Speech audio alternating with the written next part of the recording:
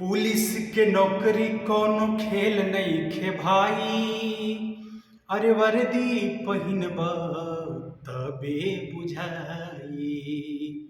24 घंटा के ड्यूटी, 24 घंटा के ड्यूटी आराम नइखे।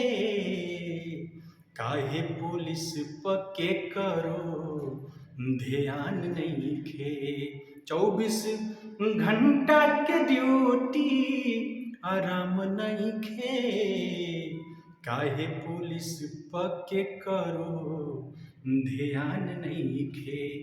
काहे पुलिस पके करो ध्यान नइखे।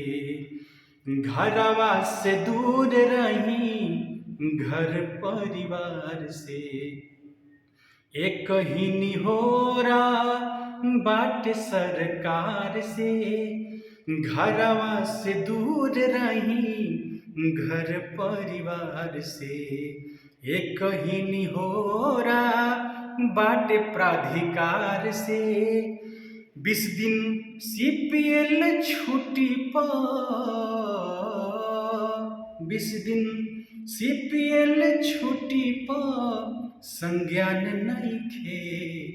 काहे पुलिस प अभियो ध्यान नइखे। काहे पुलिस प अभियो ध्यान नइखे। 20 दिन CPL छुट्टी पर, 20 दिन CPL छुट्टी पर संज्ञान नइखे।